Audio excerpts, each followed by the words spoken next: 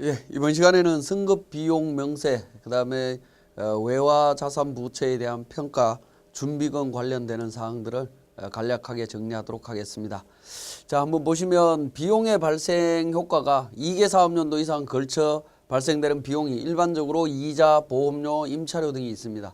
자, 이러한 부분들은 기간 계산을 하도록 돼 있는데 발생했다라고 하면 승급 비용은 기간 비율로 안분 계산해서 당해 연도에 귀속될 비용을 인식을 해야 된다라는 겁니다. 자, 그 부분이 우리 승급 비용 명세서 작성에 대한 부분이 되겠습니다. 자, 두 번째, 외화 평가차 손익 조정 명세서와 관련되는 부분입니다. 외환차 손익은 외화 자산 부채에 대한 완결 거래입니다. 외화 거래가 종료되었기 때문에 종료되는 시점에서 상환받거나 상환한 날이 속하는 과세 기간에 총수익 금액 또는 필요경비로 산입을 합니다. 자, 이 부분은 당연한 내용인 거고요. 그래서 우리는 외환차익, 외환차손 뭐 이렇게 이야기를 하고 있습니다. 자, 두 번째, 외화자산 부채에 대한 평가손익, 환산손익을 의미한다라고 보시면 됩니다. 외화환산손익, 외화환산이익이나 환산손실을 말하는데요. 외화자산 부채의 평가는 취득 당시의 환율로 한다라고 되어 있습니다. 취득 당시의 환율, 즉 결론은 뭐냐면 평가를 하지 않겠다라는 겁니다. 평가하지 않습니다. 자, 이 부분은 우리 법인세법하고 개념이 조금 다르죠. 법인세법에서는 법인의 선택에 따라서 선택에 의해서 평가가 가능하다라는 겁니다. 그래서 한번 선택하면 5년간 적용하도록 되어 있었습니다. 5년간 적용하도록 되어 있었는데 우리 개인소득세법에서는 취득 당시에 환율로 평가해라라고 했기 때문에 결과적으로는 평가를 하지 않는다라는 거, 자, 반드시 기억을 해주시고요. 그래서 재무상태 손익계산서에 외화환산 손익이 나오게 되면 총수익금액 불산입이나 필요경비 불산입으로 반드시 세무조정을 하셔야 됩니다. 자, 외화자산 부채 소득세법에서는 평가를 하지 않는다라는 점 기억을 해 주셔야 되겠습니다. 자, 연구인력 개발비 준비금 조정 명세서가 되겠습니다. 자, 준비금에 대한 부분은 특정 자산의 취득이나 비용 지출에 대해서 대비해서 설정하는 금액인데 지금 현재 준비금 설정에 대한 부분들은 규정이 없습니다. 모두 삭제가 됐습니다. 삭제되었기 때문에 더 이상 진행될 일은 없다라고 보시면 되겠고요. 자, 유일하게 남아있는 부분이 연구인력 개발 준비금에 대한 환입에 대한 절차가 남아 있습니다. 그래서 추가 설정은 없다라고 말씀을 드렸고 환입에 대한 세무조정도 마지막으로 남아 있습니다. 2013년도 설정분에 대해서 당해연도에 3차 세무조정만 남아 있습니다. 그래서 연구인력 개발비 준비금을 만약에 2013년도에 설정한 사업자가 있다라고 하면 사용분에 대해서 연구인력 개발 준비금 사용분에 대해서 마지막 2013년도 분에 대해서 3차 환입이 일어납니다. 원래 준비금은 설정을 하고 나면 사용분에 대해서 3년 동안 균등 환입하도록 돼 있죠. 그 마지막 연도가 되겠습니다. 그래서 연구인력 개발 준비금 설정한 회사가 있다면 마지막 환입 세무조정이 있다라는 거 기억해 주셔야 되겠습니다. 자, 국고보조금 등 필요경비 산입 명세서가 되겠습니다. 자, 국고보조금 등이라고 되어 있는데요. 자, 국고보조금의 플러스에서 여기에는 보험차익까지 소득세법에서 규정을 하고 있고 법인세법에 있는 공사부담금 있죠. 공사부담금은 소득세법에서는 규정하지 않고 있습니다. 제외된다라는 점 기억을 해주시고요. 자, 어쨌든 국고보조금 등에 대한 부분은 순자산의 증가, 소득세 부담이 발생을 하게 됩니다. 사업자의 순자산이 증가하게 되고 소득이 발생하게 되는데 국고보조금 등의 소득세가 발생이 되게 되면 국고보조금 등으로 인해서 자산 취득을 해야 되는 당초 목적을 방해하는 요소가 되게 됩니다. 이러한 부분들을 해소하기 위해서 당해 사업연도에 총수익금액 산입과 동시에 일시상각 충당금을 설정해서 필요경비 산입을 한다라는 겁니다. 그래서 총수익금액 산입과 필요경비 산입이 동시에 나오기 때문에 과세가 되지 않습니다. 그리고 추후에 감가상각이나 처분 시에 필요경비 산입된 일시상각 충당금과 상계해서 과세를 한다. 이 내용은 결과적으로는 과세 이연이다라고 이해를 하시면 됩니다. 과세 이연에 해당이 됩니다. 그래서 국고보조금이나 보험차익을 그러니까 수령한 회사들 같은 경우에는 총수익금액 산입과 필요경비 산입이 동시에 발생되면서 과세 이연된다라는 점 기억해 주셔야 되겠습니다. 자, 그러면 필요경비 산입 범위액을 한번 보면 국고보조금에 소요된 국고보조금은 100%고요. 보험차익은 소요된 보험차익의 100% 전액 필요경비로 산입할 수 있습니다. 자, 산입연도는 국고보조금 등을 지급받은 연도가 되겠고요. 취득 및 계량의 기한입니다. 국고보조금을 다음 사업연도 개시일부터 1년 내에, 보험차익은 2년 이내에 사용해야 된다라는 부분입니다. 자, 당해 연도에 필요경비로 산입을 해주게 하겠지만 이 국고보조금이나 보험차익에 대한 당초 목적대로 사용해야 되는 기한이 사업연도 개시일로부터, 다음 사업연도 개시일로부터 국고보조금은 1년, 보험차익은 2년 내에 반드시 취득 또는 계량에 사용을 해야 된다라고 보시면 되겠습니다. 자, 그러면 지금까지 설명드렸던 내용들을 우리 세무사랑 프로를 통해서 정리해 보겠습니다.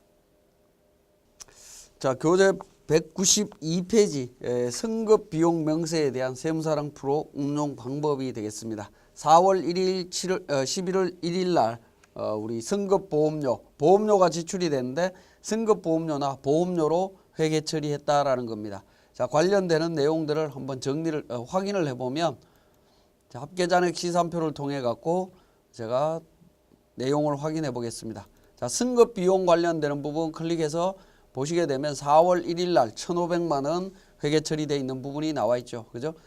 예금하고 처리가 되어 있습니다. 승급 비용 계상을 했고요. 자, 마찬가지로 보험료에 대한 부분 확인을 해 보겠습니다.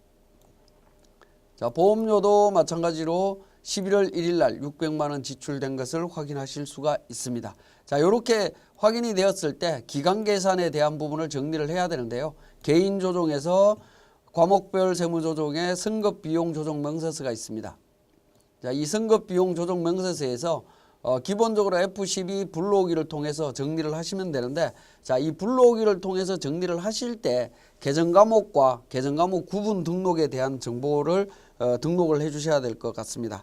자, 그 내용이 우리 교재 193페이지 하단 부분하고 194페이지에 내용이 나와 있습니다.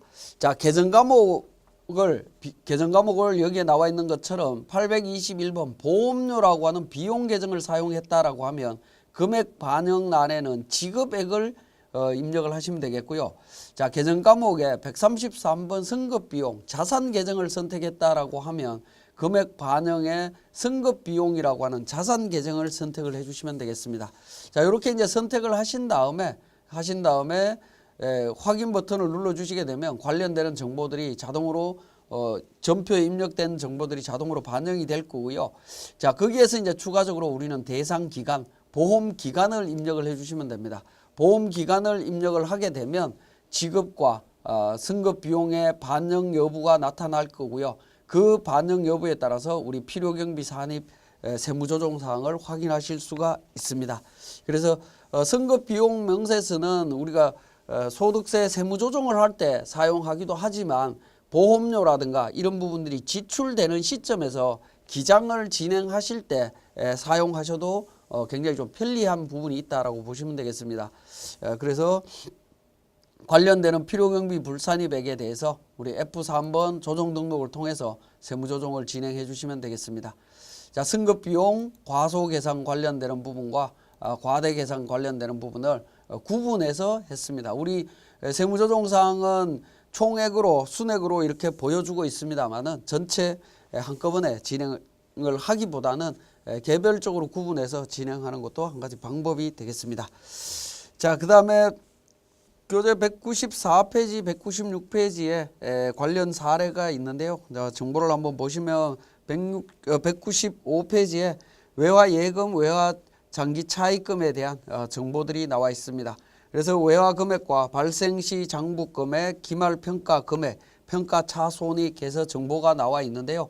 자, 이 부분을 우리 손익계산서를 통해 갖고 반영 여부를 한번 확인을 해 보겠습니다. 자, 손익계산서에 영업외수익 쪽에 보시면 외화 환산 이익, 외화 환산 손실이라고 하는 부분이 반영되어 있는 것을 확인하실 수가 있고요. 자, 우리 손익계산서만 보고 바로 환산 이익이나 환산 손실은 바로 총수익 금액 불산입 또는 필요경비 불산입 세무조정을 하셔도 됩니다. 자, 그렇게 해도 되지만 외화평가 차손익 조정 명세서를 통해서 진행되는 과정을 한번 살펴보겠습니다. 자, 개인 조정에 외화평가 차손익 조정 명세서를 클릭을 하셔서 내용을 실행을 하는데, 자, 여기에 보시면 상단 부분에 외화 종류라고 해서 자산이 있고요. 하단 부분에 외화 종류 부채가 있습니다. 그래서 위에는 자산과 밑에는 부채에 대해서 평가 차손익에 대한 내용을 정리하도록 되어 있습니다. 자, 그러면 자산 파트를 한번 보시면 우리 주어진 자료에 외화 예금이 자산이 되겠습니다. 그래서 외화 종류별로 화폐 단위별로 정리를 하는데, 외화 금액 34,000달러고요. 자, 장부가의 기초라고 되어 있는 원화 금액 동그라미 7번 원화 금액이 나옵니다. 이 원화 금액은 현재 장부상에 기록되어 있는 금액, 즉 발생 당시의 장부 금액으로 정리를 하시면 되겠습니다. 발생 당시 장부 금액, 즉 4,080만 원인데, 이때 환율이 개별적으로 확인이 가능하시다면 적용을 하시면 되겠는데, 원화 금액에서 외화 금액으로 나눠서 환율을 계산을 해주시면 됩니다. 적용 환율 계산하시면 되고요. 자, 장부가의 기말 금액이 나옵니다. 기말 금액은 그러니까 우리 그 결산재무제표에 반영된 환율을 통해서 정리를 하시면 됩니다. 우리 주어진 자료에서는 1250원을 적용했다라고 나옵니다. 그래서 1250원 적용해서 원화 금액이 4250만 원이 됩니다. 그러면 평가 손익이 170만 원 계산되었다라는 것을 확인하실 수가 있습니다. 자, 부채도 동일한 방식으로 US 달러 10만 달러고요. 환율 적용한 발생 당시 환율이 1,100원이었고 그래서 1억 1,000으로 계산이 되어 있습니다. 자, 장부가액은 그러니까 지금 장부가액이라고 하는 부분이 우리 사업연도 말 환율, 기준 환율 1,250원 이렇게 되어 있는데, 이때 기말 장부가액이라고 하는 부분은 우리 손익계산서에 반영되어 있는 평가 금액을 의미한다라고 보시면 됩니다. 우리가 일반적으로 알고 있는 평가 시에는 기준 환율을 적용하는 걸로 되어 있는데, 기준 환율을 적용하지 않고 어쨌든 간에 결산재무제표에 반영된 금액을 반영을 하시면 되겠습니다. 그러니까 12월 장부가의 기말이라고 하는 부분은 12월 말 현재 장부에 반영되어 있는 가액이다라는 겁니다. 우리 교재 195페이지에 동그라미 2번 보시면 장부가의 기말은 회사가 외화자산 부채에 대해서 환율 변동을 반영한 금액을 의미한다. 즉 평가 후 기말 잔액을 말합니다. 기말 장부가액을 말한다라는 겁니다. 자, 기말 장부가액이라고 하는 것은 세법상 가액 평가 후 가액을 의미하는 것이 아니라 장부에 그냥 기업회계에 따라서 적정 환율을 적용해서 평가한 금액을 말합니다. 장부가액 기준 환율은 1,250원이지만 1,250원하고 상관없는 1,200원을 적용해서 원화 금액 1억 2천을 반영을 했습니다. 그죠? 그래서 장부에 반영되어 있는 1억 2천을 기준으로 평가를 하시면 됩니다. 그래서 자산과 부채에서 170만 원과 1,000만 원에 대한 평가 차손익이 반영이 되어 있는 것을 확인하실 수가 있고요. 자, F3번 조정 등록을 통해서 세무조정을 해주시면 되겠습니다. 그래서 830원만큼 830만 원만큼 그러니까 총수익 금액 산입이 되면 되겠습니다. 필요경비 불산입이 돼야 되겠죠. 그래서 외화 장기 차입금 1,000만 원 필요경비 불산입 세무조정을 했고요.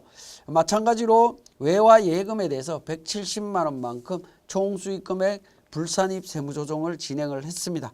자, 다시 한번 말씀드리면 195페이지에 나와 있는 동그라미 1번, 2번에 있는 장부 기초가액과 장부가액 기말가액에 대한 의미를 잘 이해를 하셔야 될 것 같습니다. 자, 그 다음에 196페이지에 우리 연구인력 개발 준비금 조정 명세서 작성과 관련되는 부분인데요. 197페이지에 세무사랑 프로 운용 부분이 있습니다. 자, 여기에서 이제 2013년도 설정분 4,500만 원 중에 1,500만 원을 제외한 금액은 3년 이내 연구인력 개발에 사용했다라는 겁니다. 그래서 사용분에 대해서는 환입 절차 세무조정만 남아있다라고 말씀을 드렸습니다. 그러면 우리 세무사랑 프로에서 한번 확인을 하시면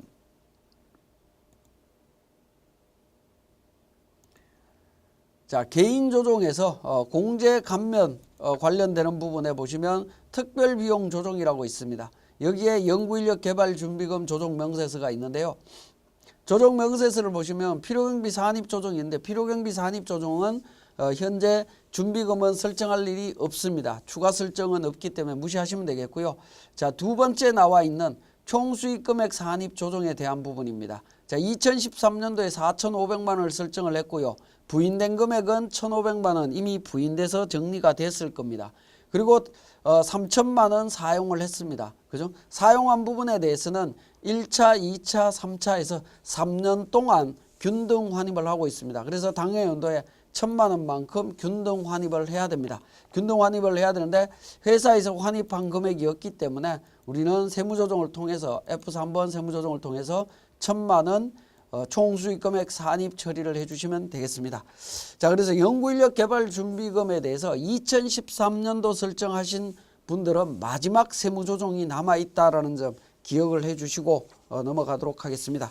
자, 그리고 교재 199페이지에 보시면 자, 이렇게 세무조정한 내용은 소득금액 조정합계표에 이렇게 반영을 했지만 우리 개인조정에서 과표 및 세액조정 종합소득세 신고서에 신고서 작성에도 이 내용을 반영하도록 되어 있습니다. 나중에 또 한번 말씀드리겠지만 자, 그러니까 종합소득세 신고서 탭에 보시면 3번 임대 원천징수라고 하는 탭에 하단 부분에 보시면 3번 준비금 명세라고 하는 부분이 있습니다. 여기에 연구인력 개발 준비금 2013년도 송금 산입한 건 3천만 원이고 준비금 환입 금액은 1,000만 원이다. 당해연도에 1,000만 원이다. 라는 부분을 우리 연구인력 개발 준비금 조정 명세서에서 세무조정한 내용을 바탕으로 우리 종합소득세 신고서에 같이 반영해 주시면 되겠습니다.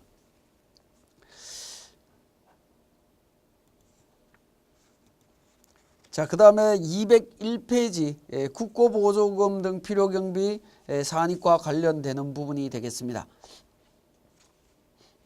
자, 국고보조금과 관련해서 우리 과목별 세무조정에서 국고보조금 등 필요경비 산입 명세서라고 하는 그러니까 조정 명세서가 있습니다. 여기에서 보험 차익과 국고보조금과 관련되는 정보가 있다면 이것과 관련되는 정보들을 등록을 해주시면 되겠습니다. 그래서 우리 교재 202페이지에 보시면 그러니까 필요경비 산입 한도라고 하는 부분이 있습니다. 우리 화면에는 보험 차익을 제가 예를 들고 있습니다. 보험금 1억 원을 수령을 했고 멸실된 자산 가액은 5천만 원이고 그래서 보험 차익이 5천만 원 나왔는데 기계장치로 1억 5천을 취득을 했다라고 하면 보험 차익에 해당되는 5천만 원만큼 필요경비로 산입할 수 있다라는 겁니다. 위에 이제 한도 금액이 5천만 원이고 12번 본인 계상액과 한도 초과 금액이 나오는데 본인 계상액은 이제 결산 조정으로 처리했다라는 의미고요. 신고 조정으로도 가능하다라는 부분으로 이해를 하시면 되겠습니다. 그래서 우리 교재에 보시면 202페이지에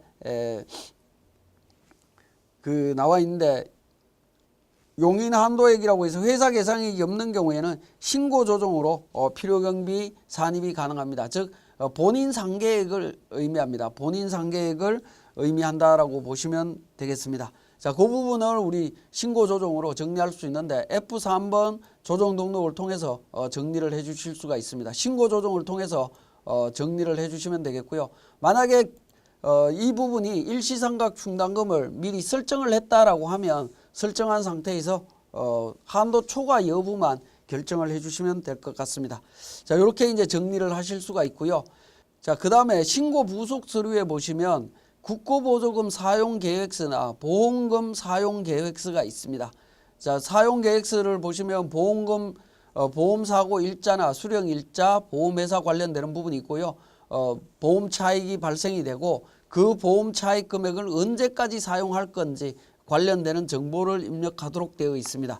자, 원래 보험금이나 국고보조금은 발생 당해 연도에 바로 사용하는 것이 원칙이긴 하지만 바로 사용하기가 어렵기 때문에 국고보조금은 다음 연도 1년 동안 또는 보험 차익은 다음 연도부터 2년 동안 사용하도록 되어 있죠. 그래서 당해 연도에 사용하지 못한 경우에는 보험금 사용 계획서나 국고보조금 사용 계획서를 작성해서 제출을 해주시면 되겠습니다. 자, 그리고 203페이지에 보시면 국고보조금 등은 메뉴에 결산조정 또는 신고조정에 의해서 필요경비 산입 가능하다라는 부분이 나와 있습니다. 원칙적으로는 결산조정이지만 국고보조금 등에 대해서 신고조정도 가능하도록 심판내나 예규로 교통정리를 하고 있습니다. 이 부분도 참고로 확인을 해주시면 되겠습니다. 자, 지금까지 보험 승급 비용과 외화자산 부채 평가에 대한 부분, 그 다음에 국고보조금에 대한 세무조정을 설명드렸습니다.